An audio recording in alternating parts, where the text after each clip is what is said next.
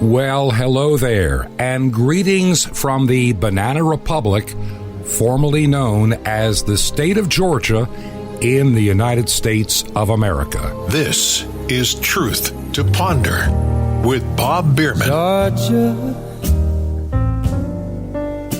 Georgia, the whole day through, just an old sweet song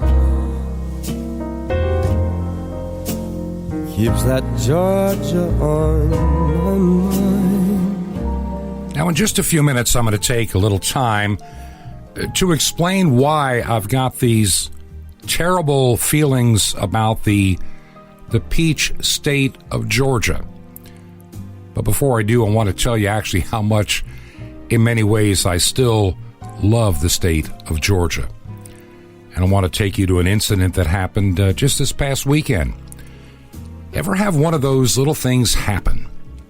Just something, maybe you hear a song on the radio, maybe you're driving somewhere, you look at something, somebody says something, and your memory goes back to a very different time and a very different place. Well, that kind of happened this weekend. And I realize as I'm putting this program together, just a little in advance, the day you're hearing this broadcast is actually a very special day in my life. December the 9th is a very, well, today it was a hard time for a while, but it's gotten a lot easier over the years. 45 years ago, I came to live in the state of Georgia. Wasn't planning on it, just kind of worked out that way. I had been in the South a couple of times. I was born in New York and lived in upstate New York and traveled around. Had family in South Carolina, just over from Georgia, so to speak. About a half-hour, 45-minute drive, from Anderson, South Carolina, where my mother's family was at, to somewhere in the state of Georgia, not that far away. And I visited Georgia once before briefly, and I'd seen Atlanta along the way years before. I'd been in North Georgia probably in 1973 near Hartwell. But I'd never been to the little town called Toccoa, Georgia. And it's kind of funny how that worked out. 45 plus years ago. Be 45 years, hard to believe. It's 45 years now that I've been there. And I remember when I first came. It was a kind of a cloudy, not rainy, but a bit of a cloudy day. It was in the month of February in 1975. I had decided at that point in my radio career that working in radio in upstate New York in the wintertime was no fun. Ice, snow, and cold were increasingly, even at my young, tender age, and I had enough. And the idea of having a winter that's, cool, not cold by comparison. Of course, at my age now, I think it's cold, but back then, man, this is a whole lot better. You mean the temperatures are actually above zero and occasionally above freezing? That seemed like a big difference for me. And so I decided to get a job. I'd been in school for a while. I thought I'd go back later, which I ultimately did. A lot later, but I did. I decided to get a job down south. Now, I had worked in upstate New York radio briefly one summer and spring. I had worked in radio in South Carolina, and I hoped to have gotten a job in a place like an Anderson or a Greenville or, in the upstate. And I'd heard about a prospect in the big city of Clemson, South Carolina. Now, a lot of you people know where Clemson is if you are a football fan. It's in the upstate, south of Greenville, and it sits up there not far from the mountains and even the state of Georgia. And I went to visit a little radio station in Clemson, South Carolina. Nice owner, really friendly guy. And I applied for a job, and he said, right now I don't have anything, but I just got a call this morning from a radio station. It's only about 45 minutes south of here on Highway 123 in Toccoa. They're looking for a new afternoon announcer for one of their radio stations. They had an AM FM. He said, let me call down there and see if they're still looking. So he made a long distance call, which is a big deal back in those days, and called down there and said, yes, they're looking, he said, and the guy would be delighted to see you if you can hurry down there within the hour. I didn't even know where I was going. So I got in my car and I drove south on this highway and finally made it to Toccoa, Georgia. With a little hand-drawn map, I found the radio station. And I got there, about 11:15, something like that in the morning. And I met the owner. We talked for a few minutes. Nice, seemed to be a nice guy. And he said, how busy am I this afternoon? I said, well, no, my schedule is totally clear. He said, go get something to eat and come back around 1 o'clock or so after lunch. And so I left. It was just about 12 noon when I left. I didn't know my way around this new town. I'd never been here before. It's a nice little town. And I kind of stumbled into where the downtown area and the courthouse was, and I discovered this little drugstore with a luncheonette counter. And I was never a big fast food fan anywhere in my life, except when I was a tiny little kid. But, I kind of liked something more substantial than a burger and fries. It wasn't my thing. So I went in there and they had some pretty decent, food. I've been around the South enough to know that, there's a thing called dinner and supper in the South. It's really not lunch. Dinner is when you have that big meal at noon, and supper's a light meal at night. It's just a different tradition. And so I had a nice bit to eat at this little drugstore in downtown Toccoa, Georgia. Well, when I was going to check out, the people at the counter said, pay at the front register as you're going out the door. So that's exactly what I did. Went to the little register at the front, and there was this young, very pretty Southern gal right there at the register. And I handed her my ticket, and she kind of noticed, as they would back in those days, I can tell by your accent you're not from Georgia. And I said, no, I'm not. I said, I'm actually from up north.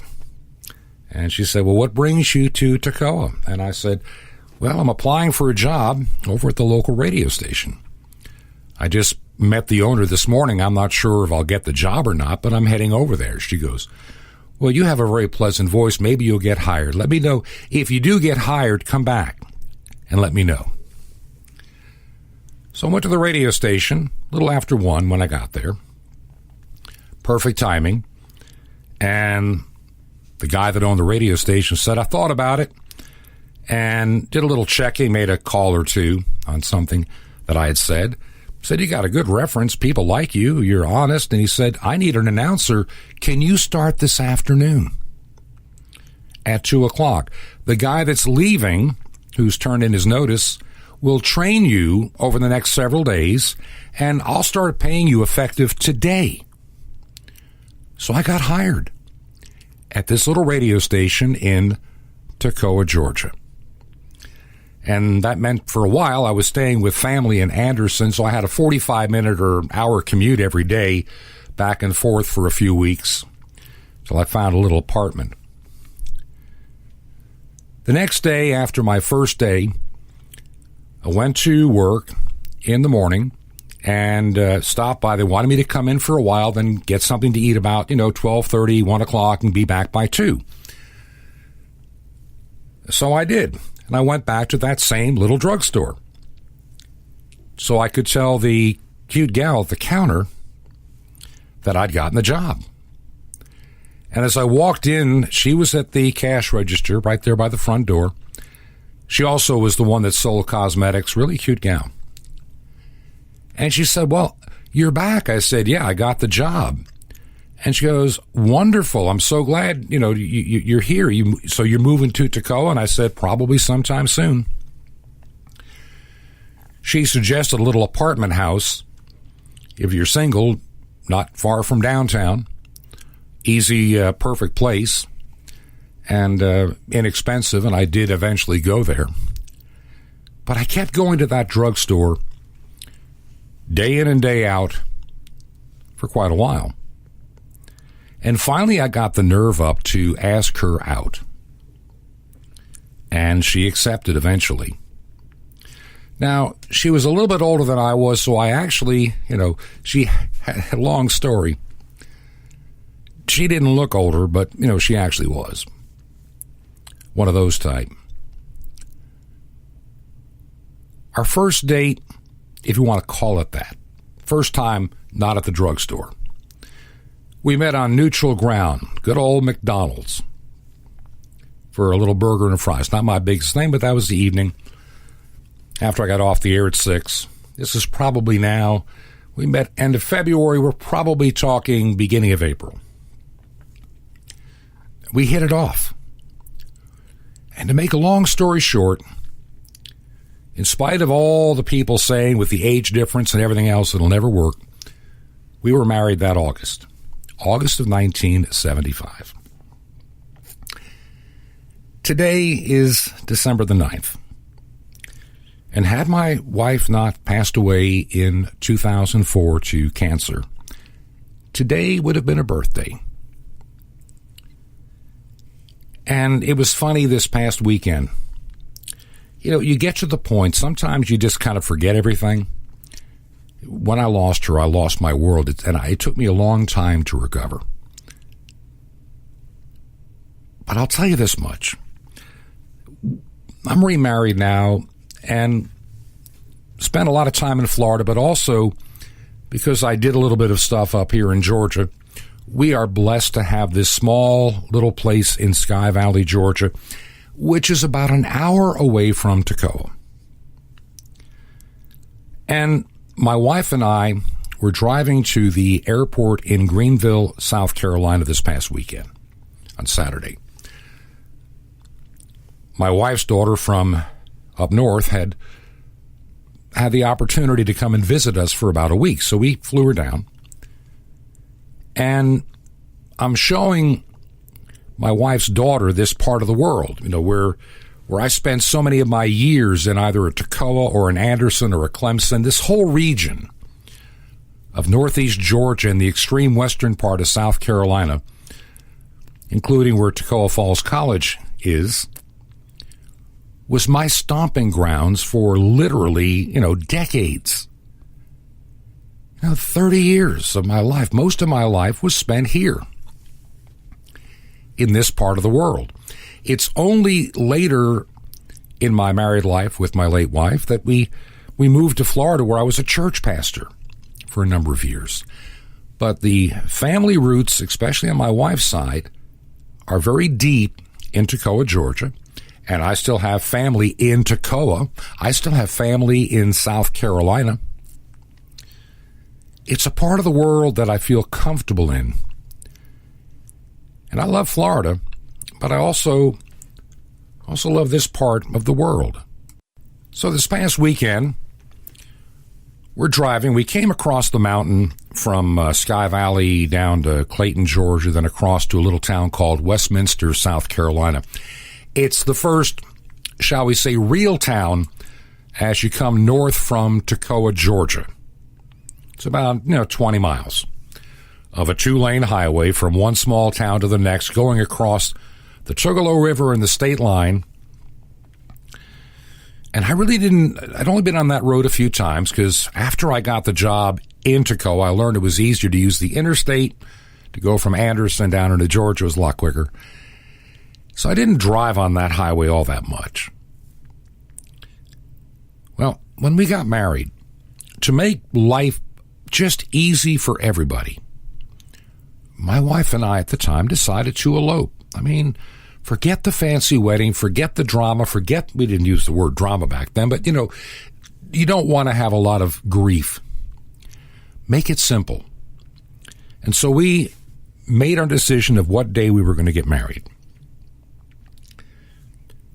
I was a good old Missouri Synod Lutheran boy back in those days, and there was a little Lutheran church starting in Toccoa, Georgia.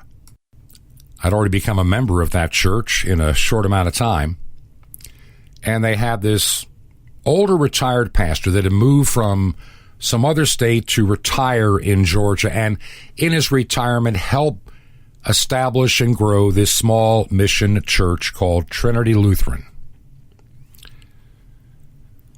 The pastor and I talked about my getting married, and he thought it was a wonderful idea. And I explained that I'm thinking about the eloping. He said, well, why not come to our house, his house, and I'll do the wedding right here in front of our fireplace. My wife will be a witness, and if you have anybody else you want to bring, let's set a date, and let's plan to do it, early one evening. It was the month of August, so 7 o'clock was perfect. 7 o'clock in the evening on a Saturday night. And so there in that month of August, toward the end of the month, my wife and I made our plans, and I got everything out of my little apartment because I had to be out by the end of the month. It was a month to month. Everything's now moved to her house, which I got to take over the house payment. And we got married that night at that house in Toccoa, Georgia. And we didn't even have any plans of any kind of what we were going to do for a honeymoon or anything because, well, I had to be back at work Monday. I had, just that one night and day off, that Sunday. That was it. Because I had to get up early because I was doing mornings by that time. I had moved from afternoons to mornings. So I had to get up at 4 o'clock in the morning on Monday. And so we drove up the highway from Toccoa toward Westminster, and then from Westminster, the next little town is Seneca, then Clemson. And so we probably got on the road by the time, I think we changed clothes, grabbed a little suitcase. We didn't even know where we were going. We had no idea. We just were going to be away for one night, get away from everything. And we were coming up the highway. And so let me get back to this past Saturday. I'm driving up that same highway. Here we are 45 plus years, 45 years later in a bunch of months. I've got my wife's daughter driving with us as we're heading north toward the airport in Greenville. And I was just kind of relaying to her the story about where a certain hotel used to be located in Clemson. It's no longer there. It's been torn down. It's got some wonderful lakefront property. I think the hotel was built back then. It was like not a whole lot out there. And we got as far that night, and I showed them where the old Holiday Inn of Clemson used to be located. I said it's hard to believe that a young guy, just 21, showing up with this gal at this Holiday Inn in Clemson. This was the extent of our honeymoon. I got a couple of pictures that we took there the next morning. And, it wasn't, like I say, we eloped and we didn't have any big honeymoon. We never went anywhere. We didn't have the big trip. Some people they would be gone for a week or more. We had to get back to work. We both had jobs. And so that Sunday morning we got up. One of the few Sunday mornings I didn't go to church, because we just got married. And I decided, my mother, who lived in Anderson, South Carolina at the time, I had told her I was dating a gal a little bit older than I am. And she was a little bit concerned, and she was kind of talking me out of it. Thankfully, her mother, my grandmother, knew. My other grandmother in New York knew. They thought it was a great idea, and they trusted my judgment. And so on that Sunday, early afternoon, we stopped by to see first my grandparents in Anderson, then my mother. So my wife got to meet my mother the day after we got married. They actually got along quite well. But just going on that highway And driving up that road, the years just magically for a moment melted away. If I hadn't been driving, I probably would have closed my eyes for a moment. And I would have envisioned exactly how the building looked at that time, how the road looked, everything about that region. Clemson has grown quite a bit on that part of the highway. Yet some of the buildings that were there then are still there now, 45 years later. Shopping center that once was a Winn-Dixie is now some kind of a contemporary church. But Pixie and Bill's restaurant is still there. A lot of things are still there. Clemson, being a college town, has got a lot of history. It's funny how something, just a song like what you heard a moment ago, Georgia on My Mind, brings back some wonderful memories for me. In spite of losing her back in 2004, I did have the gift of her being my wife for almost 30 years. And in spite of all that I would think that I've lost, I've seen good times, I've seen hard times. And something else kind of triggered some memories, too, over the weekend. Reading something that somebody put on Facebook, somebody that I know, not all that incredibly well, but somebody that I know who is in ministry. He's a little bit older than I am. And he's been going through a rough time since early November. He's a little older than I am, by about maybe 5-6 years. I think he's 71, maybe 72. He got married at a young age, like 20 going on 21, back in the day. And he just lost his wife of 50 years. 50 years. And it has really torn him apart. Even though he's in ministry like I was at the time when I lost mine, and even though that I had served as a hospice chaplain for 2.5 years back in like 98 till 2000 and something, it's never easy. You think you intellectually can handle this. You think when your time comes, it'll be okay. You think that you'll be able to just get up and move forward. It's not that easy, my friend. It's not that easy. So I wanted to use the first part of today's program just to get away from politics for just a little bit and the news of the day for just a little bit. And I just felt that I needed to share that story with you because maybe somebody out there needed to hear it. When I first started doing your weekend show, the program that predates this, started it back in, hard to believe that it'll be 6 years. I started this early in 2001. I started the program in 2015.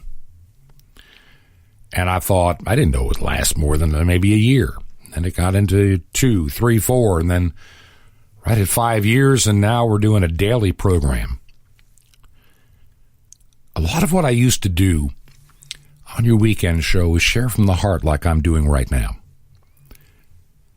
And I remember what a lot of people would share back to me in emails, and I never really got a whole lot of regular letters, a couple along the way, early on, or through the radio station that the show was carried. And sometimes I think that, I can talk politics, we need to. I can talk news and current events, we need to, from a honest perspective. I still believe that we get lied to on a daily basis by the billionaire groups that run the news. Being accurate is not an issue anymore for them. It's really being on script for a cause. But like I say, I think from time to time, I need to find some of these stories and share with you We all go through this journey of life together. And the truth is, there's no guarantee for any of us how long we have on this earth, how much money we're going to make, for the most part. We all face times that are difficult. And some people can handle things differently than others. Everybody's personality is different. There is no such thing, especially when it comes to human emotion and grief, where a one-size-fits-all. I will share this, and I don't know why. I just feel I need to say this. Back in 2004, I tried to suppress the pain and the grief. It was just overwhelming to me. And unfortunately, at the time, people that should have been supportive of me during this difficult time were not there for me. Maybe it's just I didn't know what to do. And I was too busy trying to keep that strong, smile on my face. Yeah, I'll get through this. Don't worry about me. And the whole time I was collapsing inside. Made a lot of decisions then I wish I could go back and change now. They really mean it when you are going through a time of grief and you don't even understand it. They always say don't make any major decisions for a while, because your ability of judgment is not clear. Though you think it is, it isn't. And I think of my friend who just lost his wife a month ago. And I could read some of the words he put down. He wrote one of the most beautiful little sonnets you've ever seen, and reminiscing about the wonderful wife that he had in this life. The family, the children, the experiences, he misses them terribly. His heart is empty. And he feels right now so vulnerable and broken. And I'm thinking to myself, man, I have been there. I have been there. I'll just say this much. His name is Tom. And he's a clergyman, but it doesn't make him a superhuman. Think of Tom today and what he's going through. Lift him up in prayer. It probably does more than we'll ever understand in this life. Well, right now, I'm going to get ready in a few minutes to take a break.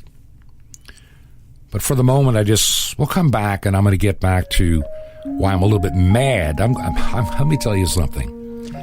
My wife needs to be thankful unto God that she is not alive to see what is going on in her home state of Georgia. It would break her heart. Georgia, Georgia, the whole day through, and just an old sweet song keeps Georgia on my mind.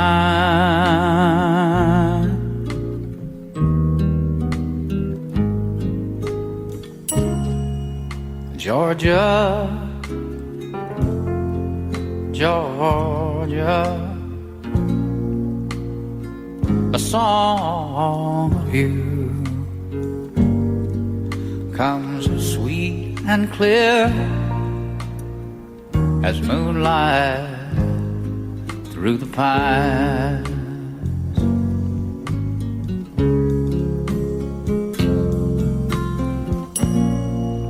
Other arms reach out to me, other eyes smile tenderly. Still in peaceful dreams I see the road leads back to you.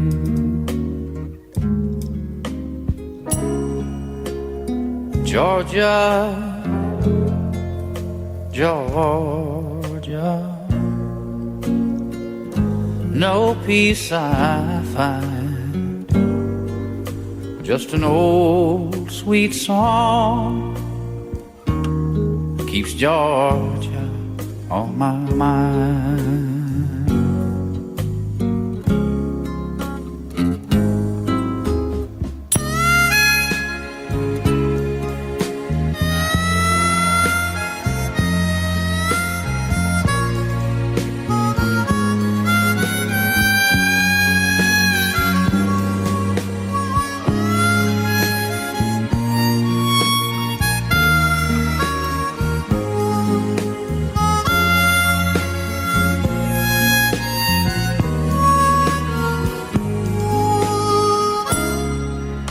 Georgia, Georgia,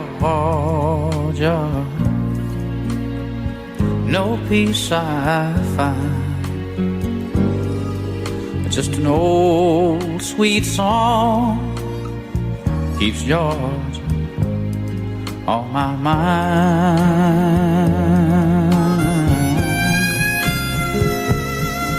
Just an old sweet song keeps Georgia on my mind. On my mind.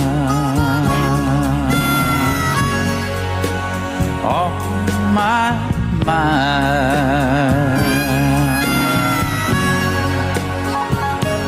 On my mind.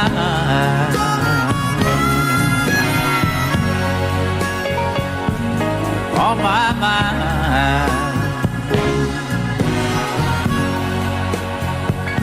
On my mind.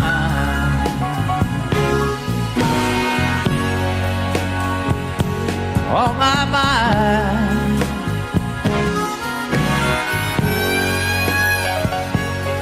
On my mind. We need to take a break, and we will be right back. This is Truth to Ponder with Bob Bierman.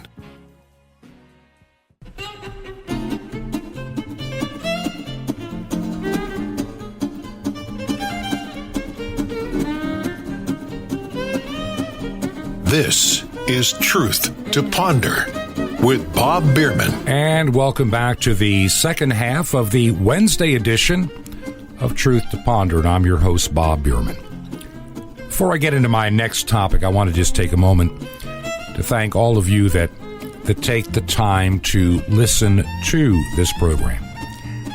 When I first started doing a daily program back at the end of August, I'd really been thinking about it for a number of months.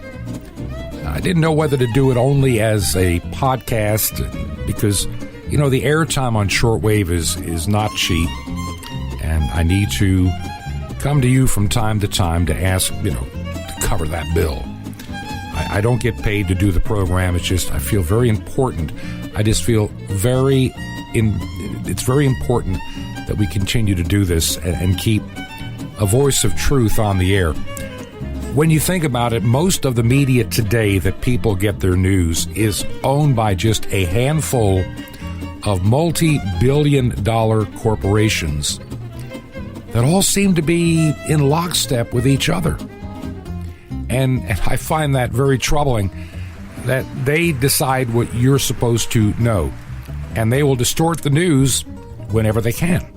I'll give you an example in just a couple of moments here.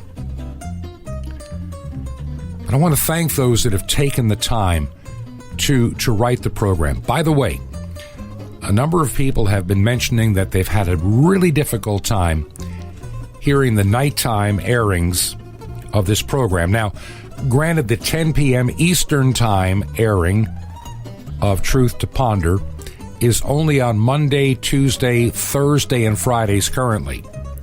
Just so you know, if I can find a way to add another hour or something at night, I'm working on it. I am looking into it. I do some engineering work part-time when I'm in Florida for WRMI, but I also pay for my time. So it's just so you understand the arrangement. I get paid for my work, but I also buy my time.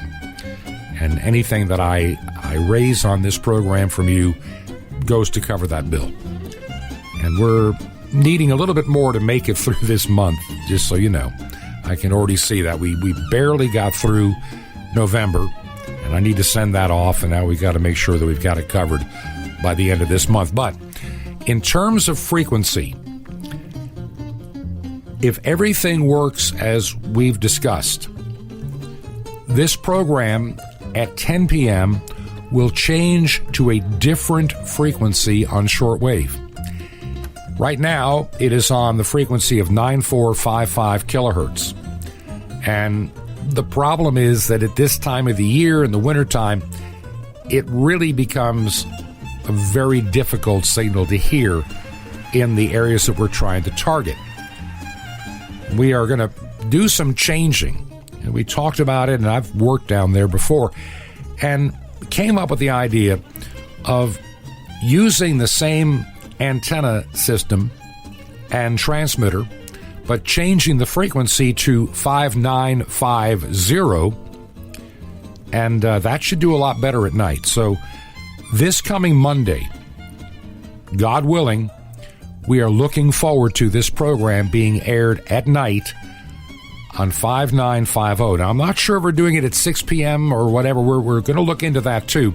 There are a couple of things that are being considered at this time. Maybe the 4 o'clock airing. We'll try it. We're going to experiment a little bit this coming week.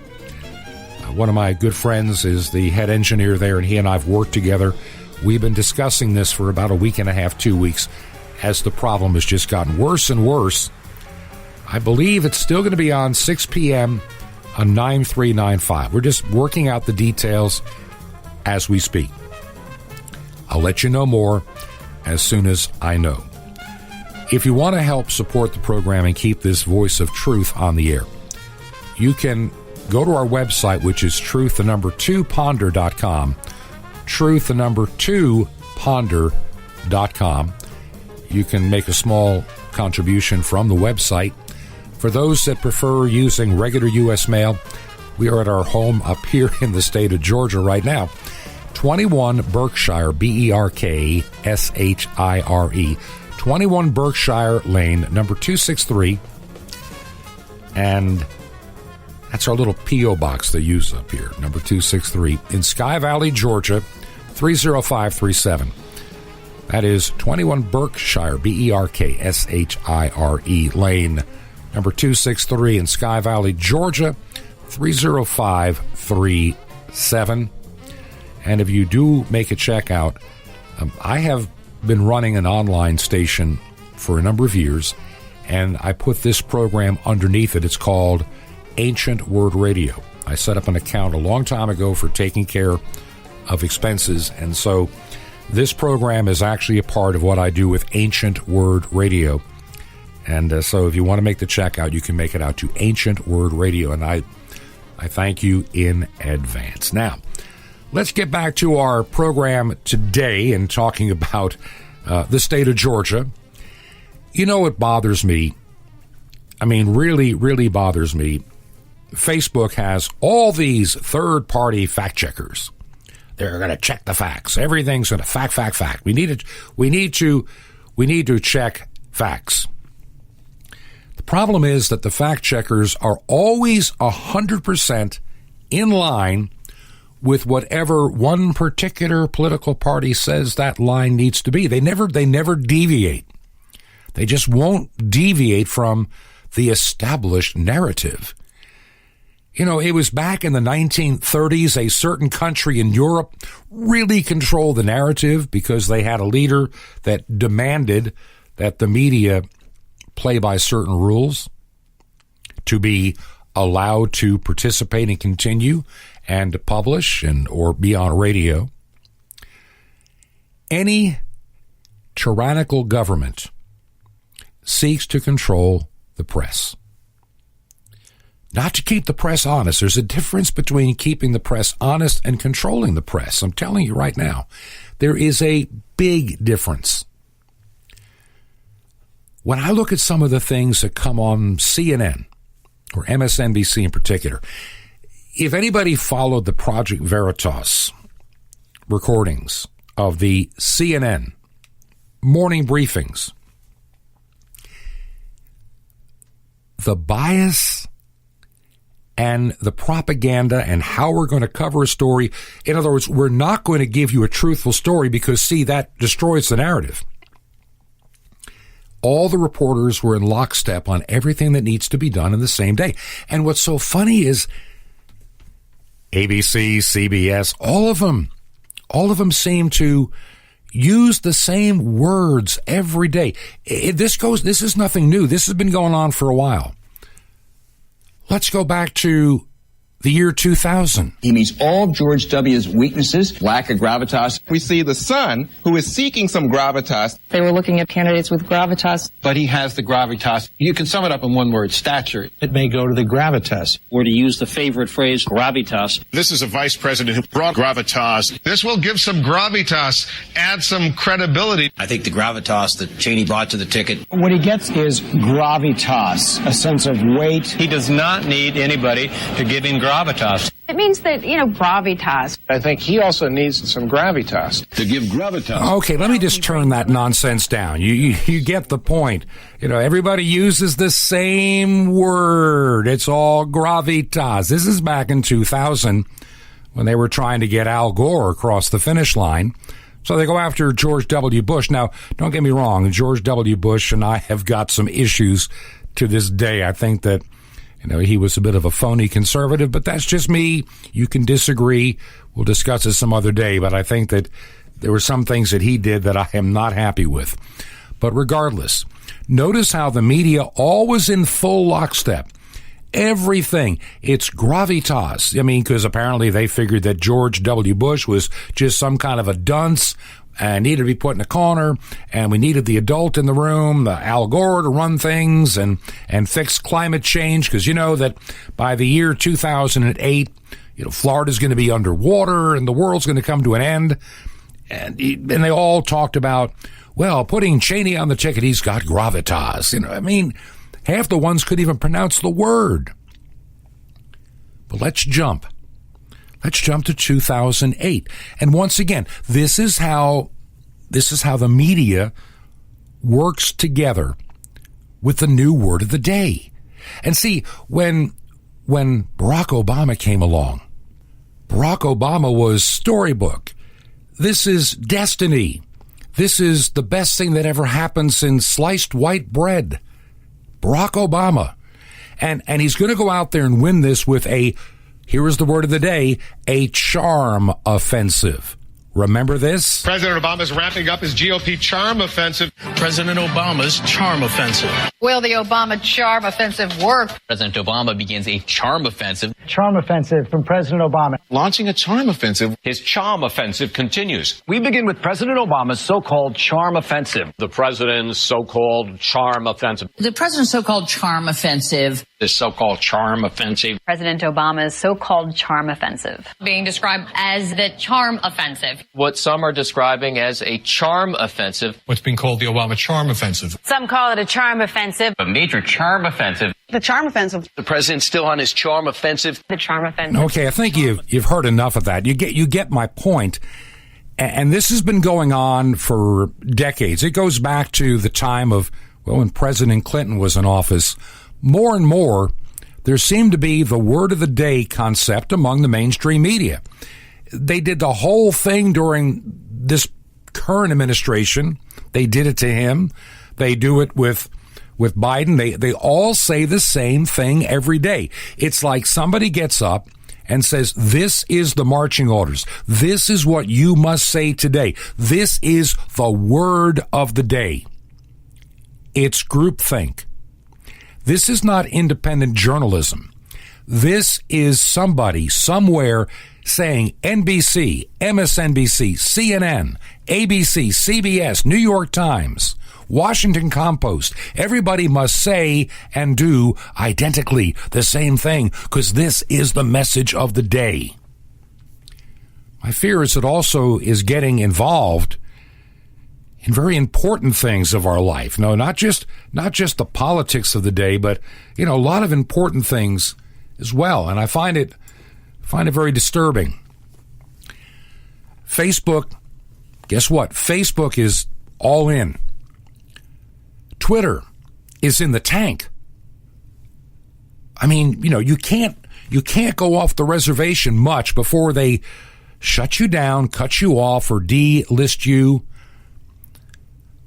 There's a website that I've been following for a number of years. They're not conspiracy theorists. They're not weird. They're just, they just share fact, real news. And they're being deplatformed by one of the WordPress groups. And I don't think it's the .org. It's the WordPress.com, where you buy your stuff. Well, they've decided they don't like conservative thought, so they've been given X number of days to move somewhere else. They've got years of stories and material that are archived in a place they're paying for. And I've never seen any slander. I've never seen any fake news. I've just seen some truth. Verifiable truth. And that's enough in today's world to get you deplatformed. And see, that's one of the reasons that I do this radio show. And even though it is a podcast, I also understand something that we've really got to be careful with. I don't make a big deal at the sites where the program is heard as a podcast of saying anything on the website itself or even in the title of the program to put me into a position, just so you understand now, to put me into a position where they're going to delist me or kick me off. And trust me, I've got some phone calls this week that I'll be making. I'm working on several things. I want to make sure that I'm not dependent upon some of the websites and their platform to keep this show going. What would happen? Right now, I mean, you can get me through Spreaker, you can pick it up through Apple Podcasts and a bunch of other places, and it's convenient, yeah. And there's a pretty good number, but the day's going to come, they may say, what Bierman is saying on that radio or on that program or that podcast, he can talk about all the filthy lyrics he wants. That's acceptable.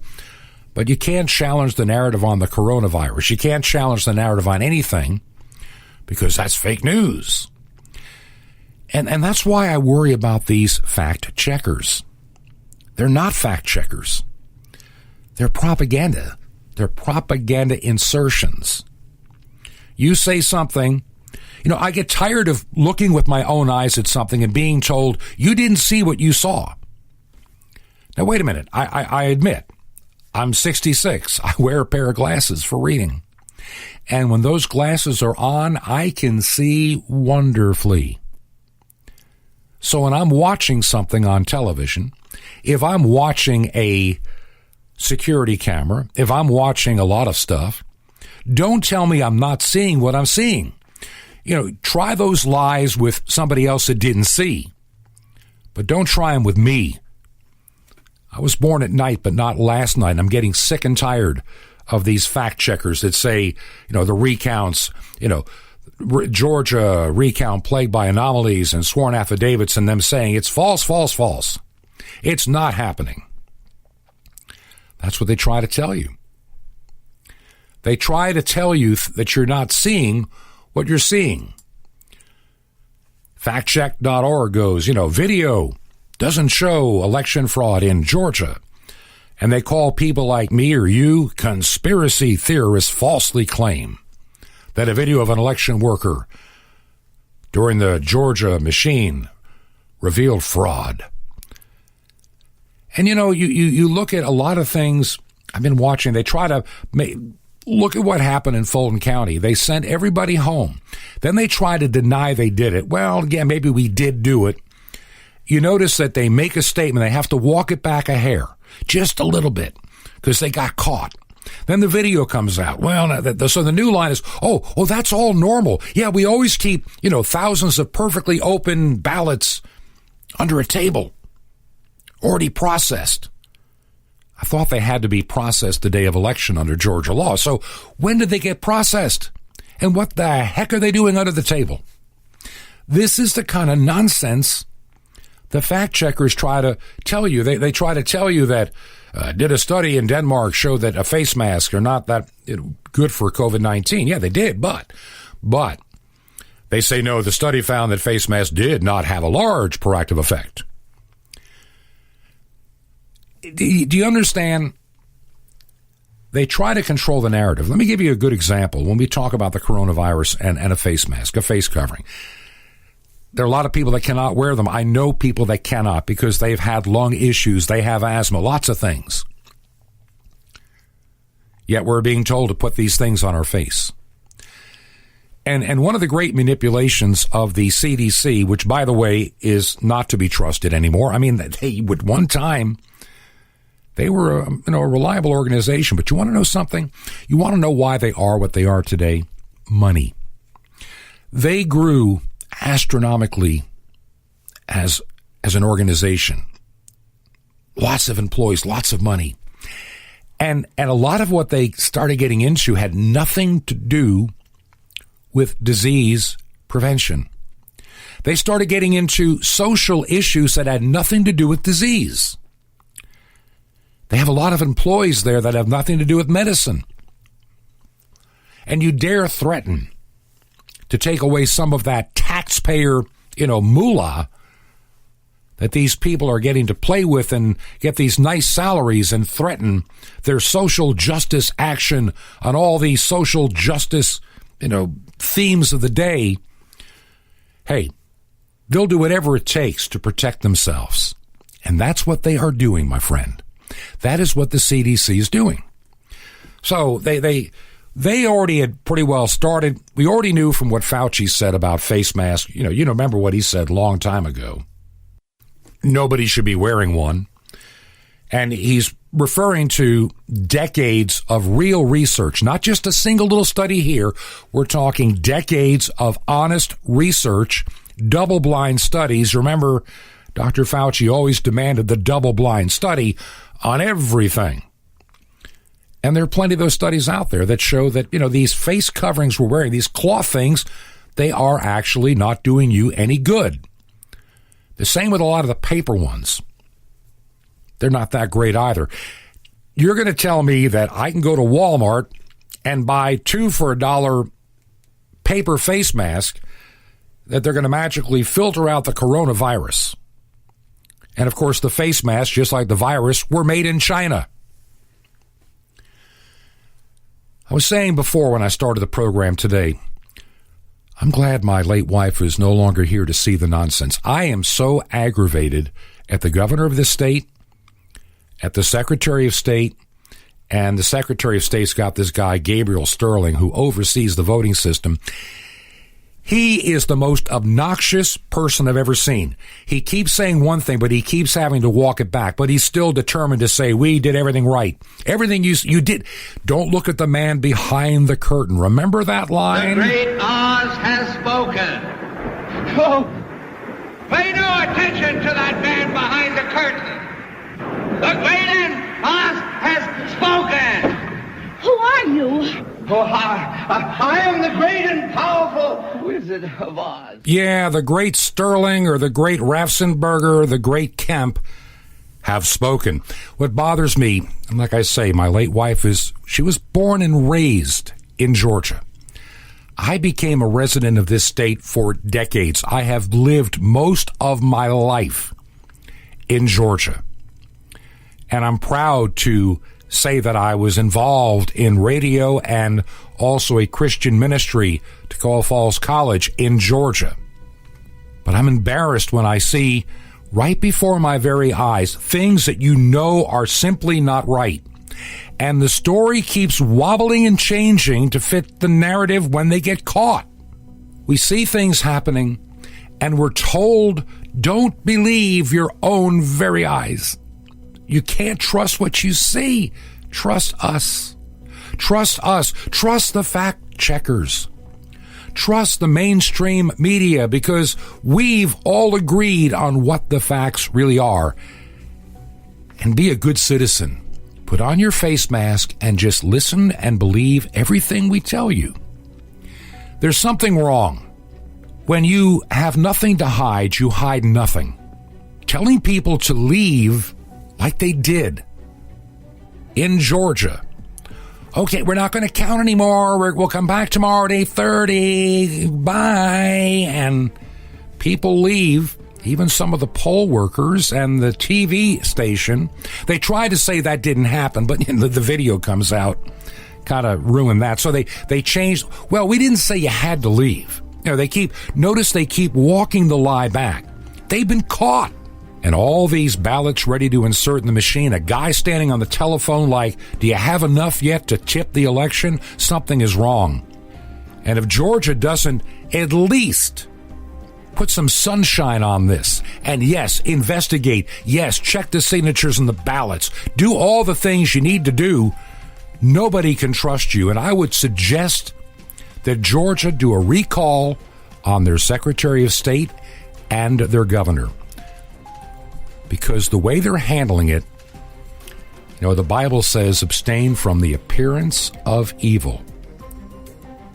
Listen, our time is gone. If you want to send me a letter and help maybe support the program, the address in Georgia, they haven't kicked me out yet, 21 Berkshire Lane, number 263, Sky Valley, Georgia, 30537. God bless until tomorrow. This has been Truth to Ponder with Bob Bierman. To find out more, visit our website, truth2ponder.com. That's truth2ponder.com. Truth to Ponder, shining the light of truth in a darkening world.